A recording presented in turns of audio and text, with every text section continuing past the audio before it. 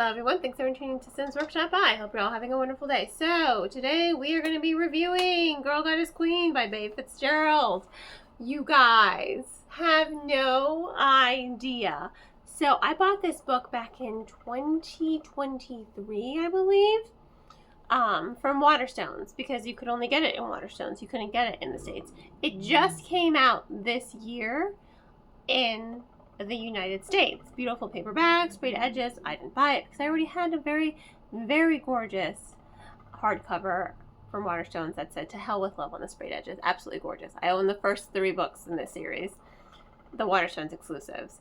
I'm really just happy that I finally got to read it. It was my virtual book club pick with Read with Sims Workshop. It was so much fun. I loved it. Definitely got a lot of Lore Olympus vibes when I was reading it. But these are very, very different Persephones. Let me tell you, very, very different Persephones. I love that characterization, first and foremost. I love all the characters. Styx is my favorite, I think. Styx is just pure chaos. And she's an alcoholic, and she's just like, I'm gonna hook up with whoever I want because I know I'm sexy and I love her so much. And she is Hades' best friend, and she does call Persephone out on her shit. She's like, well, you're kind of being too hard on him, so chillax. And they become best friends. And she's like very protective of Persephone as well. She's like, why is she here, Hades? Did you steal her? It's going around that you stole her. And he's like, she literally came down here herself. Like, I did not do anything.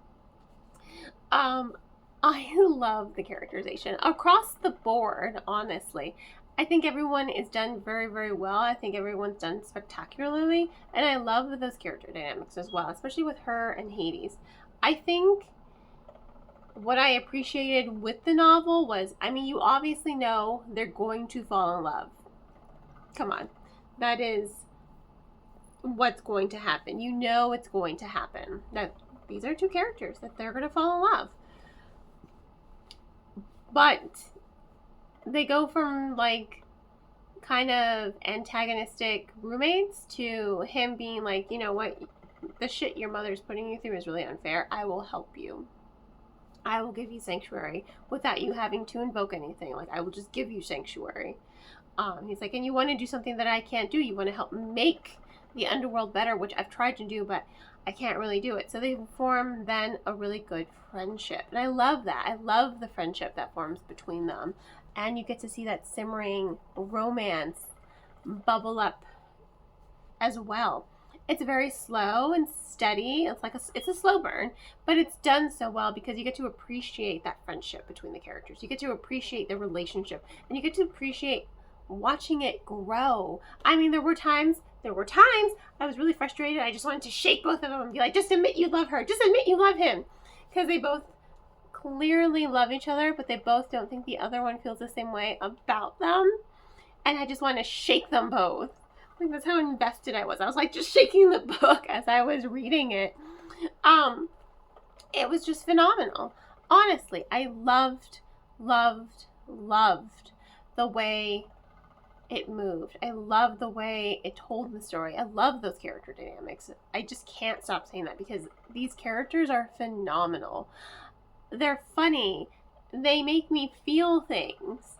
Like, I joke that my soul is black, so I don't really feel things. But I felt things when I read this book, and it was just a lot of fun and joy to read.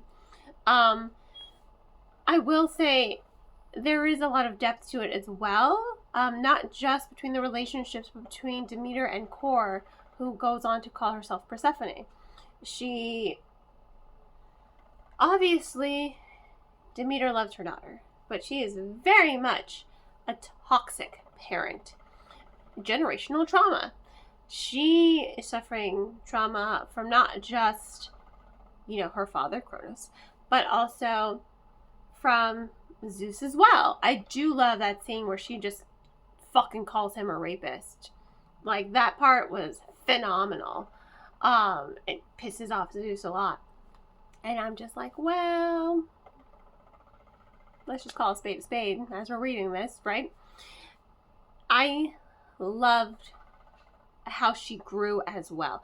Definitely, she's a toxic parent, but you definitely know she loves her daughter. She just doesn't love her or show her love in a healthy way. She is so scared. She's traumatized by Zeus himself and traumatized for her daughter's well-being that she just wants Persephone to be demure and to be like the perfect daughter that Zeus doesn't even have to worry about or throw another glance at, because she has power. She has power. She can tear down Zeus if she so desires, and Demeter knows it, and so she's trying so desperately to protect her daughter. Except honesty probably would have been the best policy here. Except, again, trauma. And it takes her until the very end of the book to really escape that trauma and to recognize her own behavior was harmful to her own daughter. You know, every time her daughter did something that wasn't perfect, she brought her down. She never lifted her up.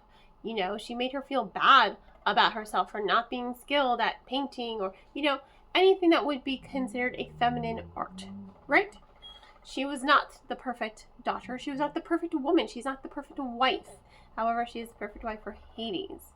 And Hades himself is also dealing with his own trauma from the war. He was a kid when he had to enter in this war and kill titans. You know, and his escape was the underworld. He's like, I don't want to have anything to do with you gods. I'm just going to, please just send me to the underworld and I will govern there and I'll leave you guys alone. And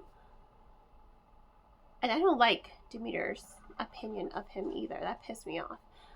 See, I was emotionally invested when I was reading this book. So he's also dealing with his own trauma. And he has to deal with this identity that was made up for him that he has to kind of play into or else be made a mockery of and for himself brought down. Him and Persephone, they lift each other up.